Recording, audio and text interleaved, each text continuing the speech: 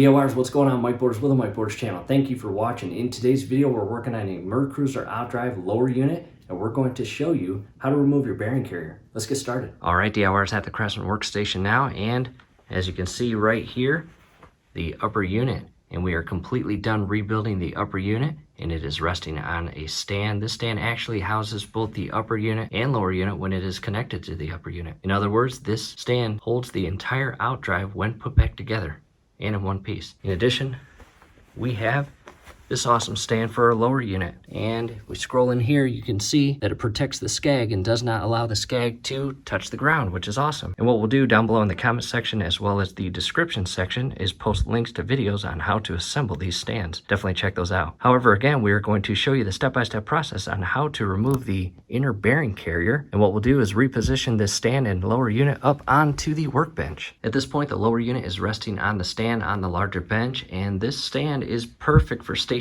use. Basically, in other words, it is perfect when the lower unit is separated from the upper unit and just resting on that stand. However, we are going to be tugging at it pretty aggressively, hopefully not, but possibly with that tool to remove the retainer nut and pull the actual bearing carrier out of the case. So what I'm going to do is secure this lower unit to the stand with some tie straps. And here's what I've done. Again, I used a tie strap. I also used one single bungee cord, and protecting that lower skag at all times, did my best to secure the lower unit to the stand without allowing any of the tie strap nor the bungee cord to touch that skag. Any additional pressure on that skag, you could actually damage it, and that's not what we want. And you will notice right back there, again, the tie strap is not touching the skag. And coming up top, here's where I've got the tie strap looping over.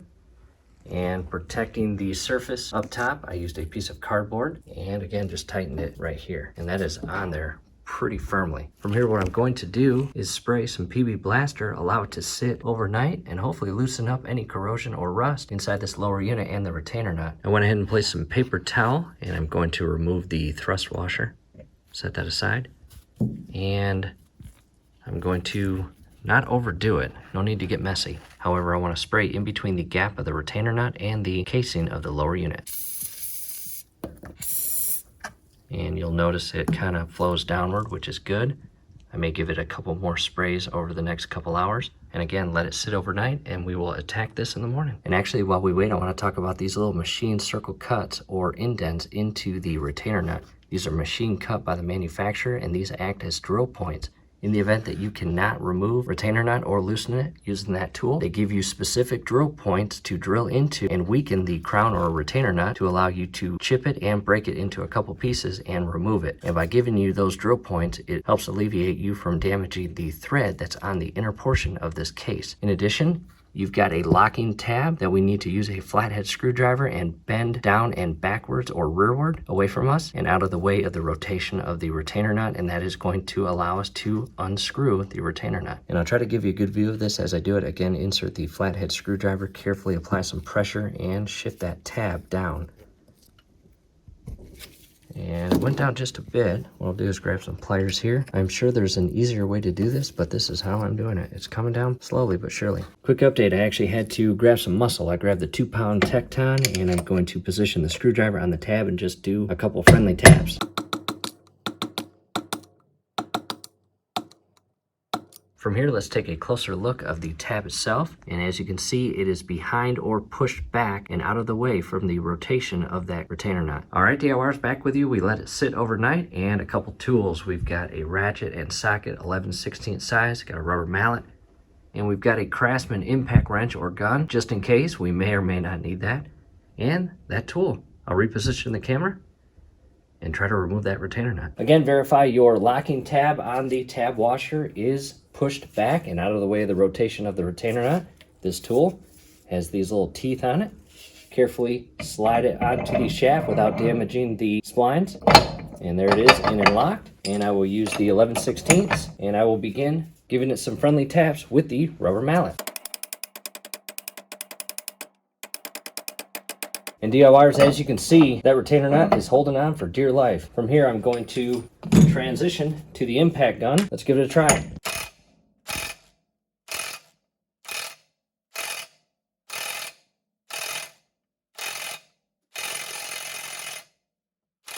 And as you just saw, as we're doing this, the lower unit and stand are shifting, so I just shifted it back in place, and we'll give it a couple more seconds on the impact.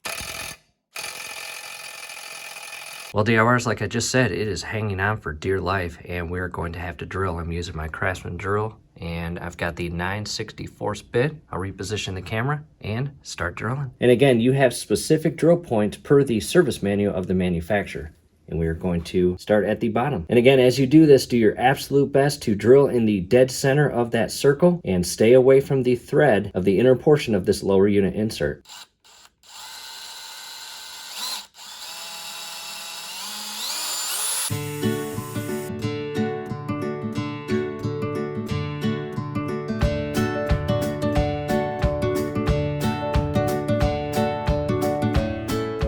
At this point, we have drilled 3 holes, and we are going to vacuum up all those shavings. In addition, if you plan on keeping the internal bearing carrier, do your absolute best not to drill into it or drill past the retainer nut. As you saw, I just vacuumed and I stepped it up to a 7/32 drill bit. I'm going to make each of these holes larger, and as I do this, I'm going to be careful that I do not damage or scratch the shaft, nor damage the internal thread as I mentioned. And as you can see, I've made my 4th cut, 2 on the bottom and 2 on the top. Instructions say now, grab a chisel and chisel it out. Next, I grab the Craftsman chisel. I've got a 2-pound Tecton hammer, and I'll do my absolute best to give you a good view of this and protect your internal thread at all times, as well as the shaft and the internal bearing carrier. That's if you are reusing that. In our case, we are not, so it doesn't matter for us. And line it up in the center.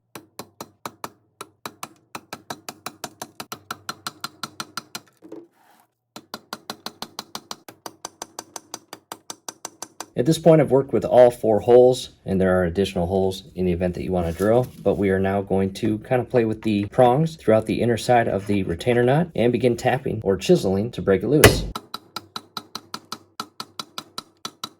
Nothing wrong with retrying the tool and impact wrench. I switched to a smaller flathead screwdriver, and again, just be careful, protect that thread.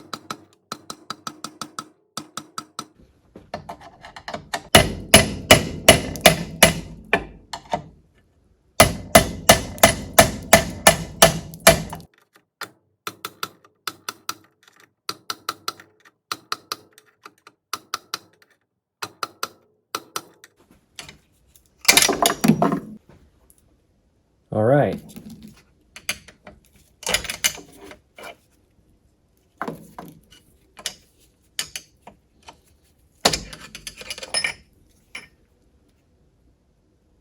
And to the retainer nut. And from here, we are going to grab a pick tool and remove the inner locking ring. Nothing fancy, just a pick tool from my local AutoZone. Grab one of the teeth, and it should just come right out. There it is. Take a lot of photos as you remove all your parts. And a close-up with the inner locking ring removed. What we'll do next is hook up the puller jaws and remove that bearing carrier. Next, I took a few minutes and cleaned the workbench up. Here is the box and part number for the puller that's going to pull the bearing carrier.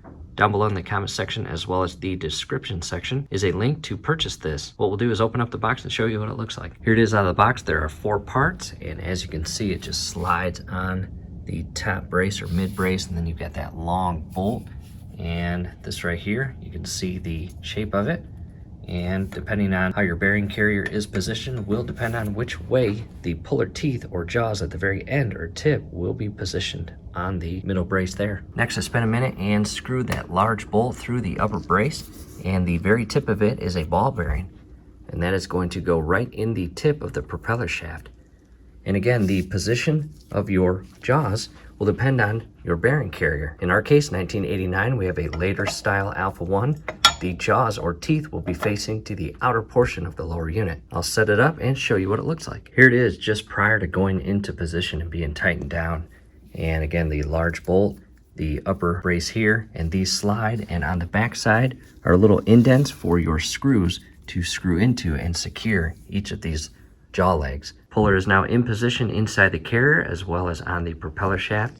Very important, when you are inserting these legs, the teeth at the very tip must be 100% flush with the inner portion of the carrier. In our case, because we have a later style facing outward, yours will be facing inward in the event that you have an earlier style. In other words, don't just have the teeth halfway on, because when you begin cranking this with your ratchet, once it gets to a certain pressure, it will snap right off, and that would not be good. And these right here, 7/16 bolts or screws, and again, they go into a little slot right there.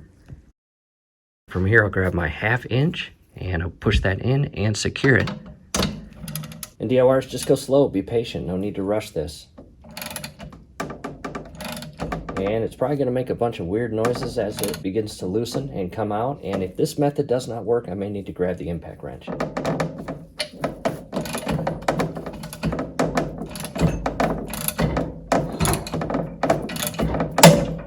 Quick update, not sure if you heard that, as I was tightening the puller, it actually cracked the outer portion of the carrier. So I took the puller off. I'm going to apply some heat, reposition the puller, and possibly shift to the impact.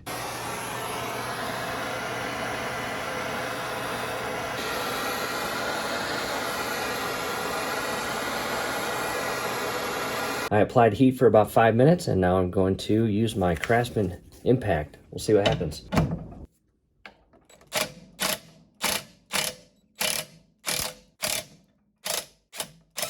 And another update, as you can see, it's not going well. But we'll continue. We got to get that out. All right, DIYers, here we go again. I'm going to transition back to the ratchet.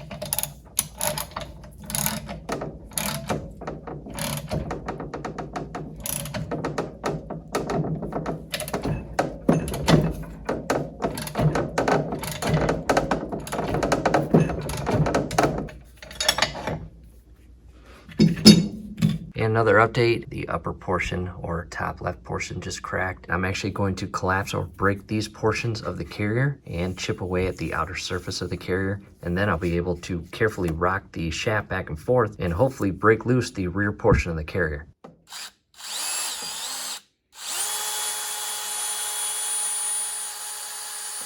And coming in, I've drilled 2 7/32 holes. I'm going to chisel that away and collapse that portion of the carrier. And as I do this, I will again be very careful not to damage the inner thread.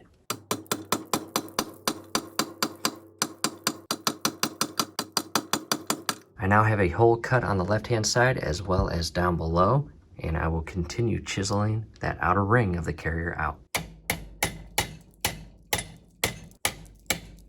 We are making significant progress, as you can see. We are destroying that carrier, but hey, we have to, DIYers, to get that out. A+ to the Craftsman drill and drill bits. They destroyed that thing. And there it is so far. Look at all that. I'm going to clean up and continue. All cleaned up once again, and bent some screwdrivers and broke one in the process. Check that out. And there's the front portion or top portion of the carrier closest to the prop. And DIYers, this is the absolute worst case scenario, literally. And in a way, I'm actually glad this happened because, hey, I get to show you the worst case scenario. And I'm going to come inside the carrier. And deep inside there, again, it is very corroded, very rusted. We're going to spray some PB Blaster, let it sit overnight.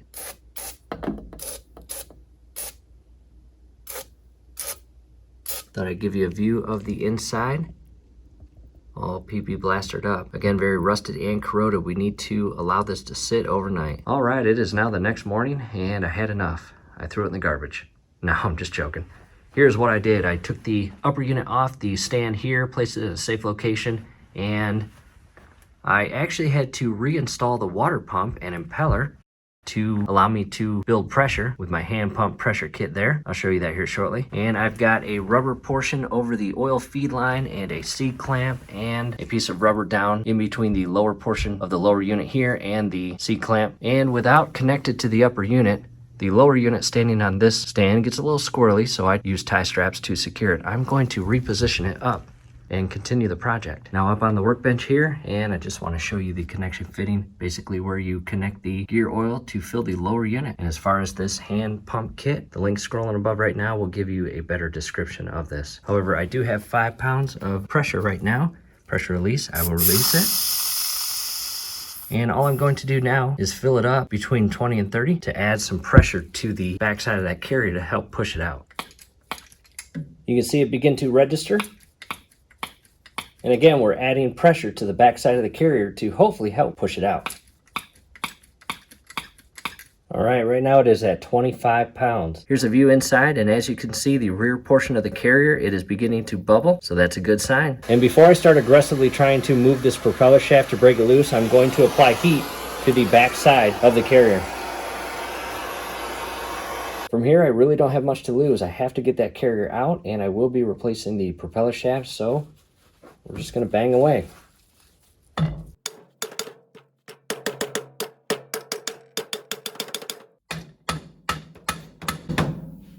Back to the inner portion of the lower unit, and that is the upper rear portion of the carrier, and the hitting with the hammer tends to be paying off. And I can hear some air coming, so that's good. We'll keep at it. And I continue for about 5 to 10 minutes trying to shift that shaft back and forth to loosen it, but unfortunately, no luck. And I tried the puller. Once again, no luck. From here, I may not have any other option but to drill the back portion or inner portion or base of the carrier. However, before that, I'm going to release the pressure because once I drill the back side of that carrier, I won't have any chance or way to pressurize it. Might as well remove this. Yep, DIYers, here we go. How fun is this? And do your best not to touch any portion of the thread as well as the case.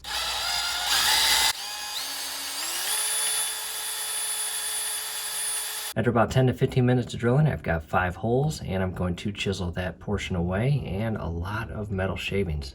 Look at that. And are you ready for an update? I've been at this for about an hour and a half, and look at all those aluminum shavings from the internal or rear portion of the carrier. And those are the pieces that I actually had to chisel out. And here's what I've come to realize.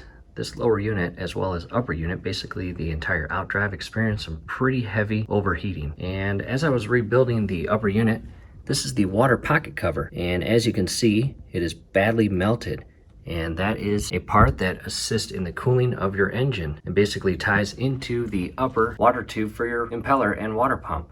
So as I was trying to remove this, what I realized is that rear and outer ring of the carrier or base of the carrier basically seized and melted in place to the case, which was terrible. I had to do some serious drilling. And again, it took me about an hour and a half. And basically what I did was made several drill points or holes. And let me scroll in here. Here's a closer view of the upper portion. What I was doing was drilling holes as close to each other as possible and then using the flathead screwdriver and hammering out the inner portion here. And that basically created a gap where I can then insert the flathead screwdriver here, give it a couple taps, and it would break this free from the case. And as you can see, I've begun to tackle this side here, and on the other side it's completely gone.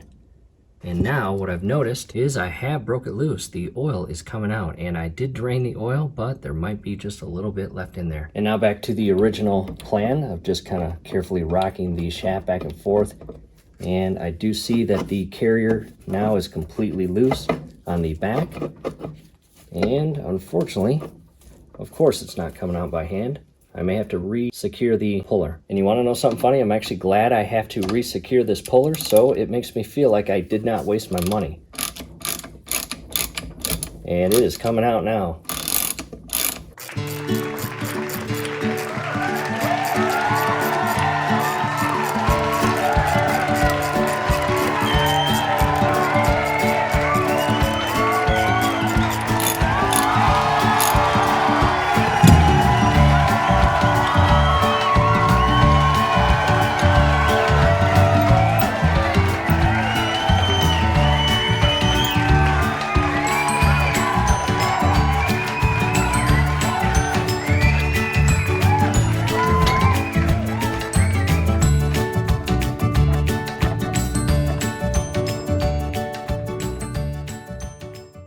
And there is the rear or forward gear. I'm just catching all this oil right now, or gear lube, with the towel. Next, I placed a cup to catch the remaining gear lube that is going to leak out of the lower unit. You can see that clutch dog, additional gears, including your pinion gear. And here it is. And these parts right here, basically were the parts that I chipped away. And these were basically corroded and melted to the inner portion of the case. And this was one of the hardest, actually let me rephrase that, this was by far the hardest part that I had to remove from a boat or jet ski over the years. That was not fun, but we are rebuilding the entire unit, so we had to do it. And again, you've got the gear on the back side. All of this will be brand new. As far as your gear, chances are you are not replacing it. Double check all the teeth, check the overall condition of the gear, and again, all the teeth. And look at that. Total destruction. I don't know how many holes I had to cut, but a lot. Look at the condition of this carrier. Inside here are bearings. Those will be replaced with the new carrier as well as the oil seals. And again, look at that. That was not fun. This part right there, that is the top portion that unfortunately I could not get a drill to, but in the end I didn't need it. So with that said, DIYers, we're making progress, but hey, we've got a long way to go. Definitely check out the link scrolling above. It's going to take you to the next video in our project. We'll pick up right where we left off. From here, do us a favor, below the video, you will see that thumbs up icon. Click on that, like the video, subscribe to the channel. Definitely ring your YouTube bell. That would be very helpful to us. We would really appreciate it. Thanks again for watching. And I got some cleaning up to do.